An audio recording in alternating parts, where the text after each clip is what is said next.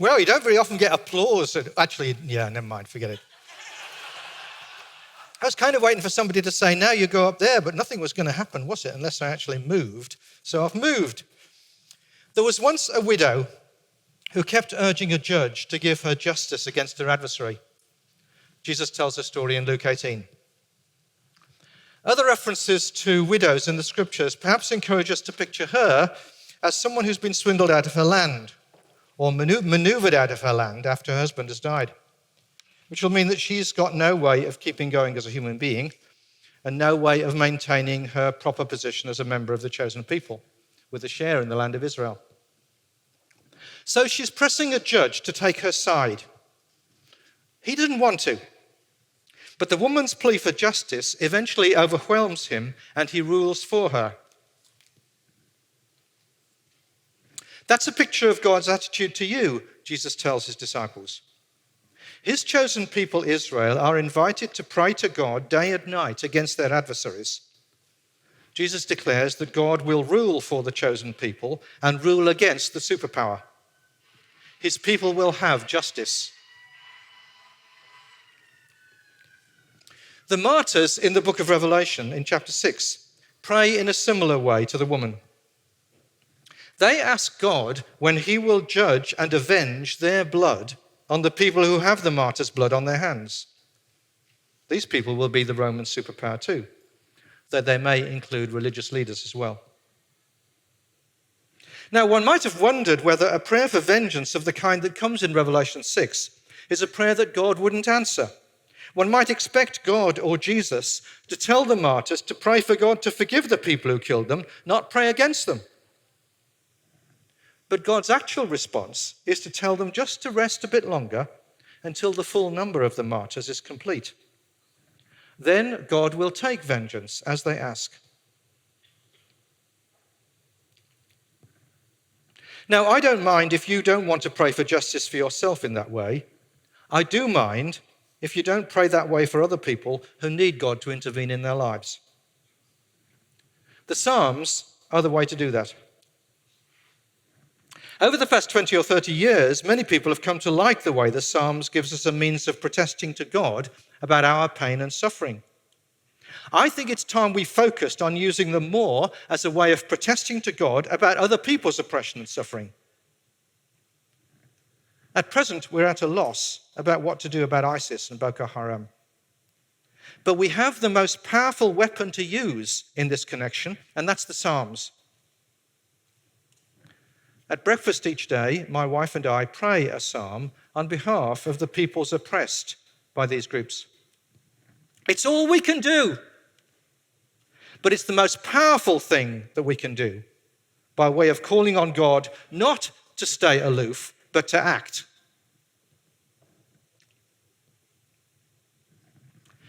Jesus and God, Luke and Revelation, are both looking forward to the last day, to the end with a big E.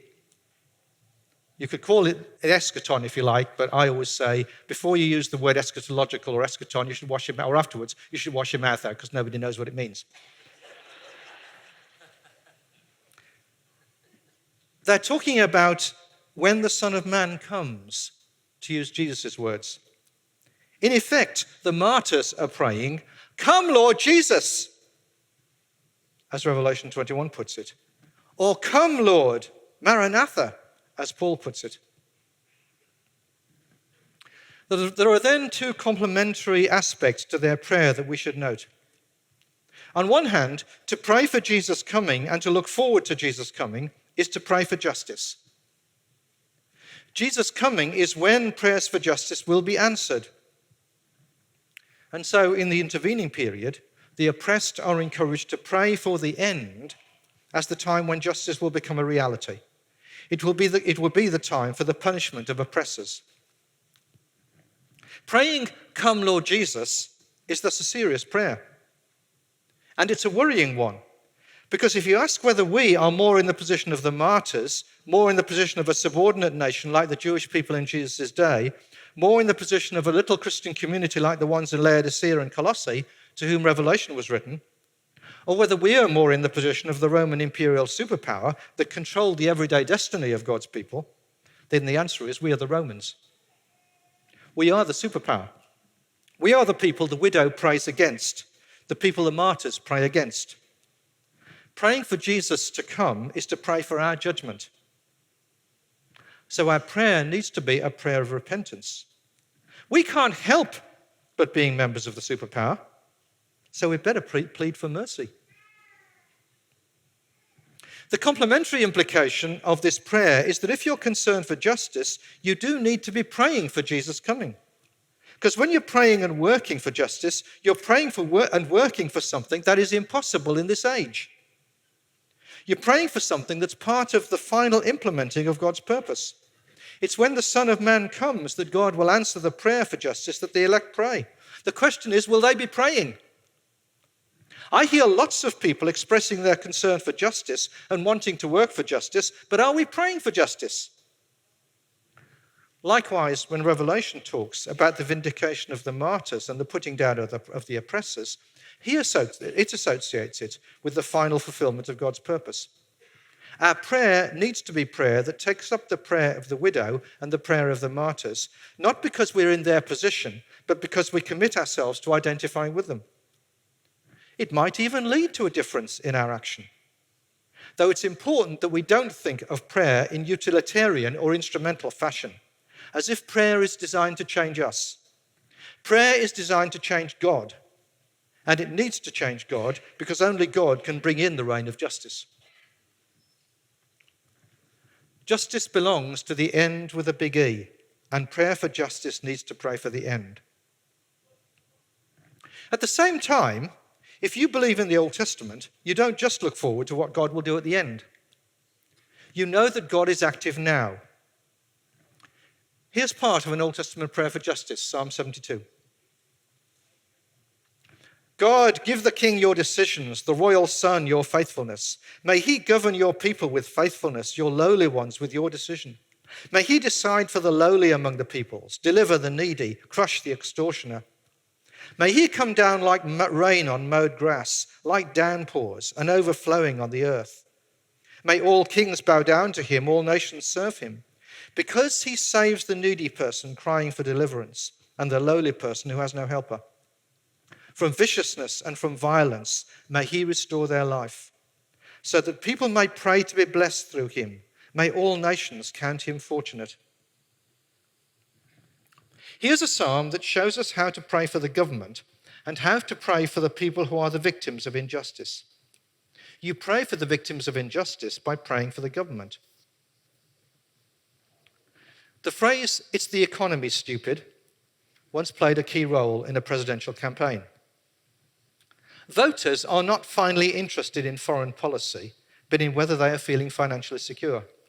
That's the basis upon which they evaluate their government. The phrase also encapsulates much of the dynamic of the Arab Spring. It's the economy, stupid. Ordinary people wanted to put down their dictators, not so much for the sake of introducing a democratic system, but because they wanted jobs. Psalm 72 is covertly a political statement along those lines to the government. I like imagining the king showing up at worship in the temple and hearing this psalm sung by the choir. And I particularly like to think of the psalm as written for Solomon. This is the only psalm that refers to Solomon. The Old Testament portrays Solomon as the most economically successful of the kings, but also as someone who, for instance, put many people to tough conscript labor. It's nice to imagine him feeling embarrassed at the way he betrays the Old Testament's vision for kingship. It's a vision for kingship because that was the form of government they had, but it applies to any form of government. The vision involves the exercise of authority or the taking of decisions with faithfulness in relation to God and to the people. It's the vision Walter talks about. Governance is concerned with the good of the people as a whole. If this governance has a concern for particular groups, they're not the people who are wealthy and powerful, which includes the members of the government themselves, who are also people who can look after themselves. The government's job is to be concerned for the lowly, the needy, the poor, for people like that widow in Jesus' parable, and for their protection from the vicious, the violent, and the extortioner who find ways of robbing them of their crops and animals. It's often the people who have power who are able to be the extortioners. So there's a further bite to the Psalm's words about what people in power are supposed to do. Sandwiched in the midst of this emphasis in the Psalm is the reference to the land producing well-being as an expression of God's faithfulness, with the implication that the government's giving priority to faithfulness and to a concern for the lowly will issue in God's ensuring that prosperity follows for the country as a whole. The faithful will flourish. Both in his governing with faithfulness and in his opening up the possibility of this prosperity, the king will be like rain on the land. Also alongside this emphasis is the note about people revering God through the ages. The exercise of authority in faithfulness will be an expression of obedience to God. Foreign policy, the vision implies, will then look after itself in the same way as the flourishing of the crops does. A king who works with these justice priorities will experience the fulfillment of God's promise to Abraham. Foreign peoples will see the way God blesses him and will pray for similar blessings. Indirectly then, the psalm lays before the government God's vision for how it should work, and it makes promises about where implementing the right priorities will lead. But directly, the psalm is a prayer. What it directly does is set agenda for our praying for the government, an activity that may be even more important than advocating and working for the poor, the needy, and the lowly. Eugene Peterson wrote a book on the Psalms called Where Your Treasure Is, Psalms that Summon You from Self to Community. It is in part a book about how to pray for your nation. Prayer, Peterson comments, is political action. That we have not collapsed into anarchy is due more to prayer than to the police. In my church's prayer book, at least, our form of worship involves praying every week for governments and people in authority. We can't fall for what Peterson calls the single most widespread misunderstanding of prayer, that it is private. He notes that the best school for prayer continues to be the Psalms, and that it also turns out to be an immersion in politics. And in the main body of his book, he studies Psalms that shaped the politics of Israel and can shape the politics of our nation. But writing about prayer, he notes, or lecturing about prayer, is not prayer. Neither is reading about it.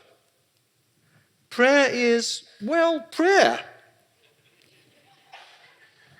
So he suggests, gather a few friends and commit yourselves to meet together for the unselfing of your nation. When you meet, pray a psalm.